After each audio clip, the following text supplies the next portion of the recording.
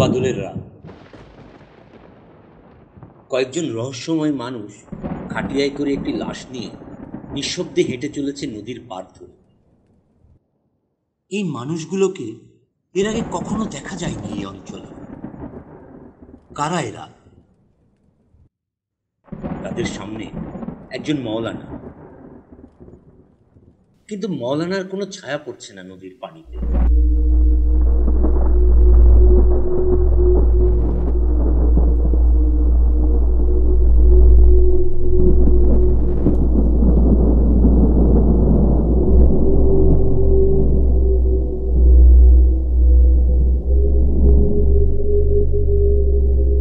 লাশটা কাঁধে বয়ে তারা নদীর ঘাটে এসে পৌঁছায়। Haunted hours.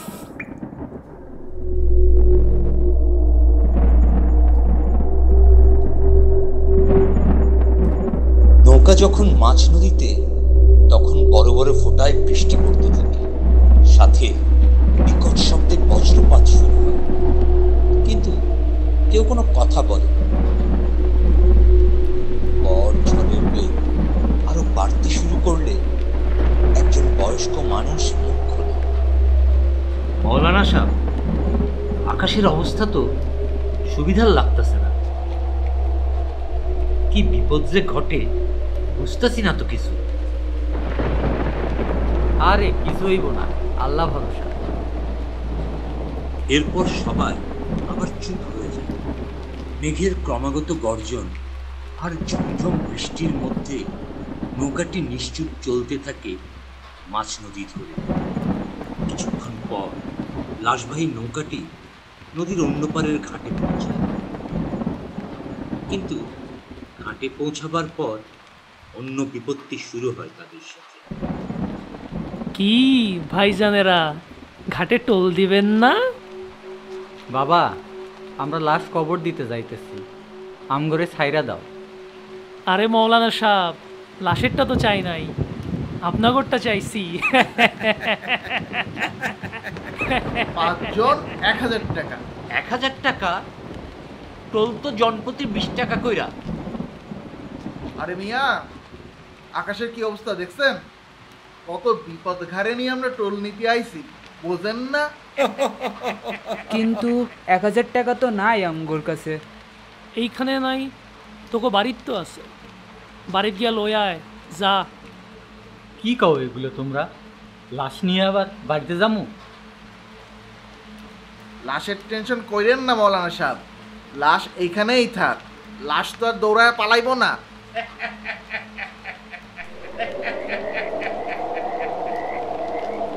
গুন্ডা টাইপের ছেলেগুলোর পাথার মুখে লাশটা নৌকায় রেখে তারা আবার ফিরে যায় টাকা আনতে।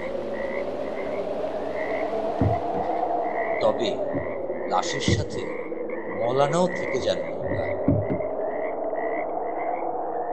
ঘাটের ছাউনির ভেতর বসে বখাটে ছেলেগুলো তাস খেলতে শুরু করে। মাঝে মাঝে ফিরে ফিরে নৌকার দিকে তাকায়। মৌলানার দিকে তাকিয়ে তারা হাসাহাসি করে নিজেদের মধ্যে। অন্যদিকে যে পথে এসেছিল সেই পথে নৌকাটি আবার নিশ্চুপ ফিরে যায়। আকাশ শান্ত হয়ে এসেছে ইতিমধ্যে। ছেলেগুলো খেলায় মশগুল হয়ে আছে, মৌলানার কথা তাদের মনেই নেই। এমন সময় মৌলানা নিজেই উঠে আসেন তাদের কাছে। কি মৌলানা সাহেব, তাস খেলবেন নাকি?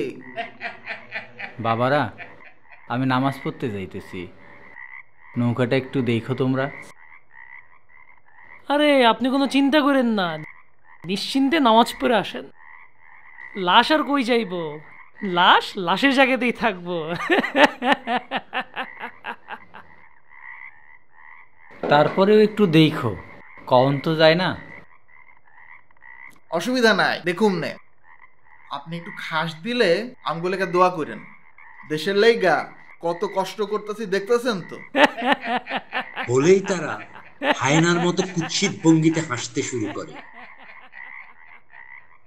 তাদের অবজ্ঞাসূচক হাসিকে উপেক্ষা করে ইমাম সাহেব সেখান থেকে সরে যান।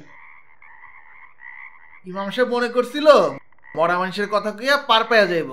আহারে বেচারা, জ্যান্ত মানুষেরই ভাত নাই, মরা দিয়া বিরিয়ানি খাবো নাকি? আরে বিরিয়ানি তো খামু, টাকাটা লইয়া হাটে যাইয়া ওমর বাবুর বিরিয়ানি খামু। মৌলানাকে নিয়ে রঙ্গরসিকতা করা ছেলেগুলো জানে না তাদের উপর কি ভয়াবহ বিপদ নেমে আসতে যাচ্ছে। কারণ মৌলানা কোনো সাধারণ মানুষ নয়, মৌলানা একজন জিন।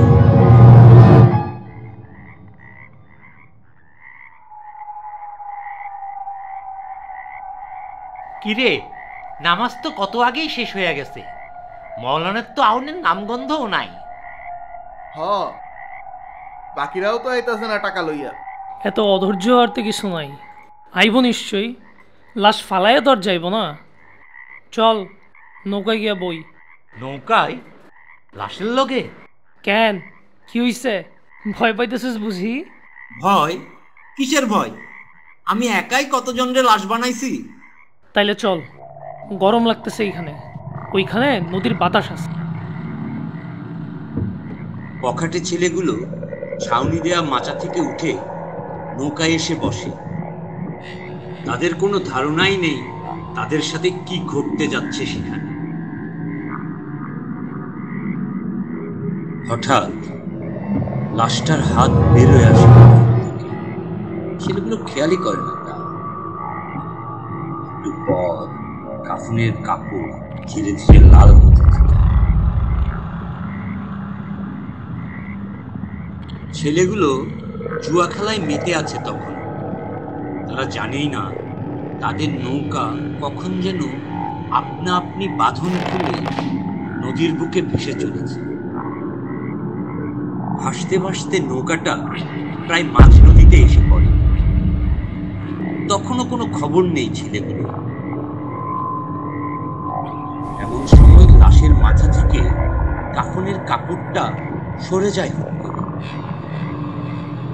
লাশটা ধীরে ধীরে উঠে বসে।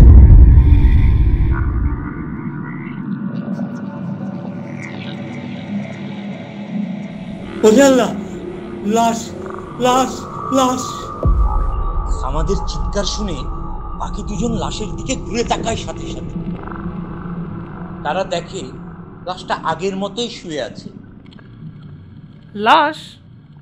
কি হয়েছে লাশের? উইটা বসছিল একটু আগে। আর ধুর, কিচ্ছু হয় নাই, এসব মনের ভুল। খেলতো বুঝছি, তুই আসলে ডরাইছস। লাশ তো লাশের জায়গাতেই আছে। কিন্তু কিন্তু আমি যে দেখলাম। আরে বেটা, আমরা আসি না, এত ডরাস কেন? নে তাসবাট। আমরা কোথায় আসছি দেখ, আমরা ঘাটে নাই আর। আরে সত্যিই তো, আমরা মাছ ধরিতে আসলাম কখন? এইখানে ভয় পাওনের কি আছে? হয়তো নৌকার বাঁধন খুলে গেছিল। গুন্ডাদের সর্দার আরমান মুখে অভয় দিলেও সেও বেশ ভয় পেয়েছে মনে মনে। তারা তিনজনই উঠে দাঁড়ায় একসঙ্গে। বুঝতে পারে তাদের সাথে ভয়ঙ্কর কিছু একটা ঘটতে চলেছে। এদিকে লাশের খাটিয়াটা নদীতে পড়ে যায় হঠাৎ। পড়ে গিয়েই আবার ভেসে ওঠে সেটা। ওরে আল্লাহ, এটা তো ভূত! আমরা এখন কে বাঁচাই? বলেই অজ্ঞান হয়ে মাটিতে লুটিয়ে পড়ে গুন্ডাদের একজন। আর এদিকে অনেকগুলো খাটিয়া পানির নিচ থেকে ধীরে ধীরে নদীতে ভেসে ওঠে।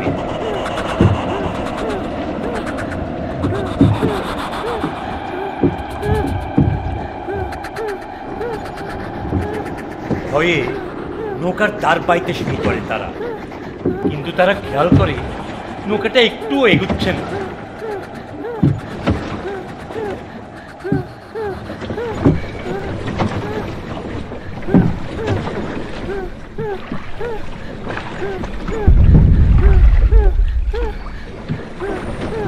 এমন সময় একটা পৈশাচিক হাত তাদের নৌকাটাকে শক্ত করে ধরে ফেলে। ওরে বাবা, ওরে বাবা!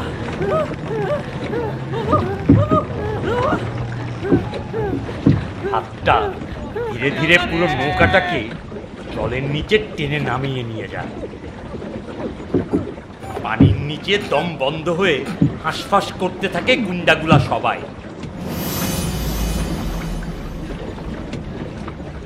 তাদের আর অস্তিত্বই খুঁজে পাওয়া যায় না।